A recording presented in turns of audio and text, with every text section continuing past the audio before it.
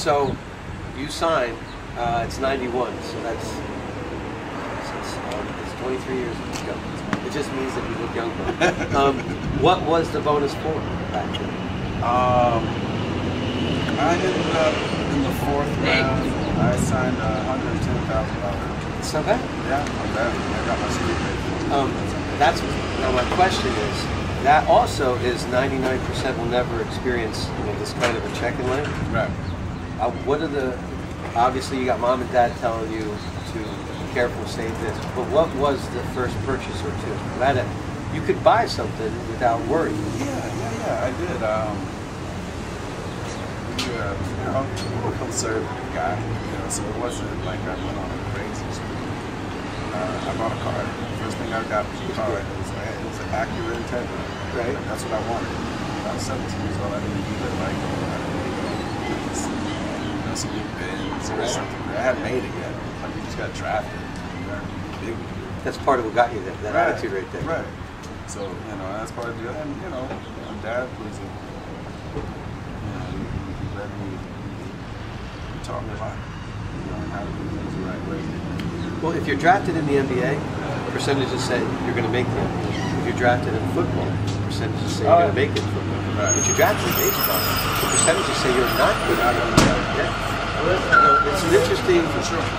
The sport's very different. There's a number that I looked at this past summer. It was only 17,000. Yeah, that's why. Guess what? What's great about this is when I first started doing this, I'm being just completely honest. I'm talking Hall of Famers.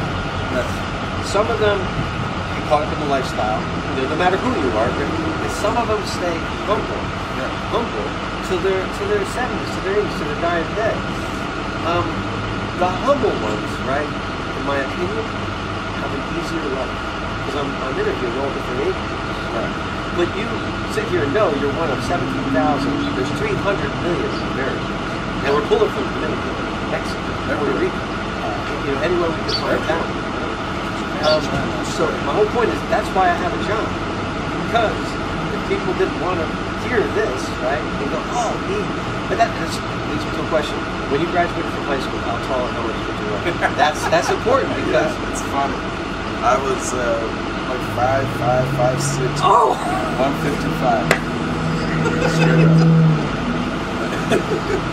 5'6", 155. Did they ever think you were the clubhouse guy when you first arrived somewhere?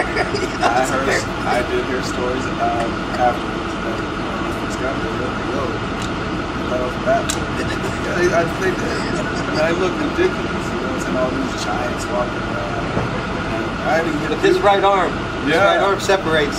Run, sling a little bit, had a cannon, so I hadn't hit puberty yet. Yeah. And that second, I guess puberty, not like fill out. Yeah, you're gonna fill out the money. Yeah, I hadn't hit my growth spurt. When you ESPN's around, so when you're in high school, who's the team? Your second baseman on your team. Who's your favorite players? Who are you watching? Because you were a teenager following the Sure. Especially around that time in high school. Smooth. Yeah, I like those kind of guys. The guys who just make it really easy. No flair. But it's like... Remember Manny Trillo? Oh, so sweet. He was Manny Trillo? Number 9 in the Phillies? No, Manny Trillo was nice. Yeah, I was a fan of Trillo. Ozzie Smith, of course. He is addicted to golf. Yeah, Ozzie, if there was 8 days a week, he wants to play at a different course. He's like Jim Rice. I didn't make that transition. I think in my brain of a baseball player, I was what's called a college baseball player. But I grew up knowing so many players. I never made the transition to the game league shoes, so that you fill it in with something else that's competitive. Yeah, I haven't.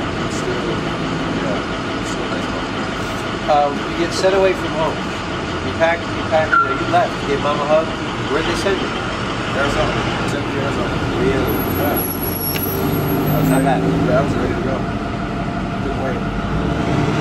They say that first team right there. Now these are the percentages I get from the Players Association. They say 4 to 6% from that first team. One or two, maybe three out of that very first team you're on will make it with some time in the day. Let me go back and see. See how you have to think? No, but I'm trying to think. Because we had a few on my rookie league team that made it to the big leagues. Myself, Derek Lowe. Sure. Stayed around. A long time. Matt Manti. Sure. M-A-N. Yep. Who else? We had a couple guys that came in later in the fall, but that immediate team, I think that might have been. But from your high school, right? And your high school team, your players, you're a success. Now you leave. Sort of like when you go to 8th grade, you're at the bottom again in 9th grade. Right. Now you leave, and everybody's fighting to stay, to play, to get to the next level. Your first week or two, getting acclimated. I know that you skipped your prom to play, so on the field, I get that your comfort zone is you want to be there and learn who was helpful? Was there a coach? Was there the man? Well, all the coaches at that point, because you're a high round pick, a bonus baby, so to speak. So they have some money invested in you, so they want the return. They're going to invest time. They're going to make sure that you get the opportunity, and they equip you with the right tools to succeed in that opportunity. So, I had some coaches, I had players as well, especially as I started to climb in the minor leagues, because I climbed quickly. Before I get there, for all the kids that have played high school baseball, 1 week you're facing Legion pitching and high school pitching, and then now you're in Arizona. Give me as best memory as you can, the difference, that initial difference where these are the best guys that are, picked from their homes around the country. Right. Your transition to that pitching. It was, it took a little bit. I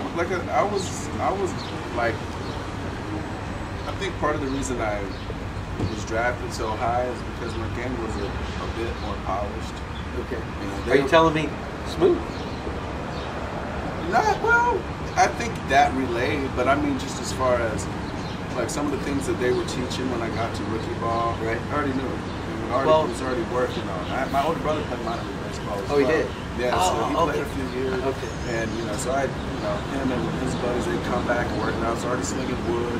Like when I wasn't playing, I would swing wood. And even, like some summer league games, I started swinging wood already. So it's already kind of getting used to it. Now, the speed of it, I wasn't quite used to on a regular basis because guys were... High 80s, low 90s all the time. Yeah, 90s, and high 80s, low 90s. And then mid-90s and high 90s, So you got to get used to it. And some guys can't make that adjustment. How about the breakable? And some guys can't make that adjustment. That's right. Once they get the book on you, then you see. And that's part of being a professional. Learning how to make adjustments, learning how to deal with failure. You have to learn all this because you never experienced it. You said you moved quickly. Now I'll go with you moving quickly while others hope to, and then slowly get sent home. Where was your away from home and you're successful back in Jacksonville? Where was a time of frustration? Either you went up a level. I want to get to how you dealt with it. Right. I felt like time of frustration just seemed like most of my mind. especially that first year. There was a little frustration because they were totally trying to overhaul my whole swing and make me do something totally different. They wanted me to be like a slap hitter and do some things. I'm like, no, I don't want to do that. I understand that I'm not a power hitter. I can't swing back. That's it. I can hit gaps. And I don't just want to slap and run. That's not. So we battled with that, trying to get that. So. The next year I go to A-ball, high A-ball. I was the youngest guy in the league. And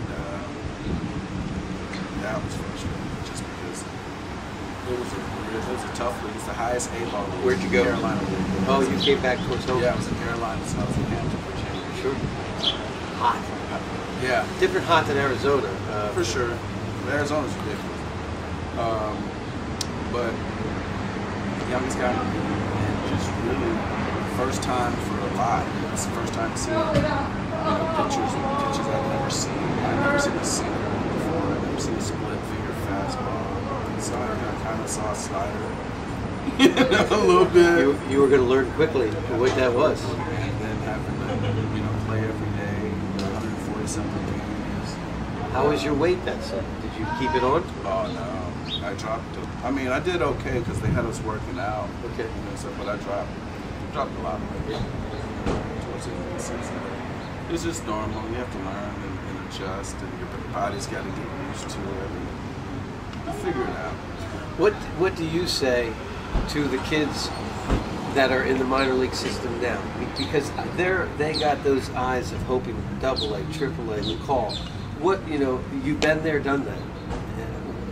What do you say from having to experience it, that because you once were listening, right, that they might listen to? When you reflect? Well, I think just understanding why you're there. You're there to play baseball, and if you're there to play baseball, hopefully it's to get to the big leagues. A lot of guys, the reason why they don't make it is because they get there and it's not a priority. It's a priority, but it's not their number one priority. Right? They want to get out. They want to chase girls. Sure. They want to do everything, all the distractions. Yeah. And you're in that age in life that guess what? What do you want to do? I mean, because it's there for you. It's a choice. What you want to do. So choose to make it a priority, to make it at least natural there. And understand where you're weak. You graduated from high school in '91. What year did you go to the big leagues to make the big league? '96. Paid your dues. Yeah. That's a half a decade. 5 years. Yeah. Yeah. I mean, I broke in at 22, which is young, but it felt like forever. Yeah, but you were also 17 when you left home. Right. Did you make it out of spring training? Did you get called up? I got called. I actually got traded. To Philly. Yeah, sure. I was in, what was the deal? Tacoma. Me for Terry Mulholland. Really? Yeah. Straight up. That's no joke. They were serious. If you were me, you'd react too, because I know who Terry Mulholland is, man. Right. I mean, he's going to get 200 innings and 15 wins. Right. Yeah, so I was traded from Mulholland. I was in Tacoma, just struggling, having the worst minor league season I'd ever had because I was just change your venue. Well, I think it was just a matter of me being frustrated. I knew I was ready to be in the big leagues. Right. I'd already done what I needed to do in the minor leagues, but I wasn't going to play shortstop there because I had a guy named Alex Rodriguez who was pretty good. Fellow Floridian. And they had down south Miami guy. And then, so they tried to, they had me learn second base, and I was reluctant to do that because I'm a shortstop, man. I'm a shortstop. I want to prove to you guys that I can play shortstop. So, not really understanding business and just being stubborn.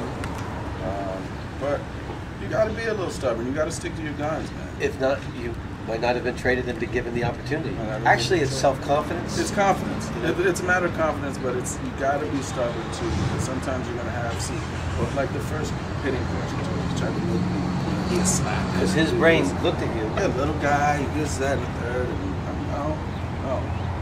no. You swing hard.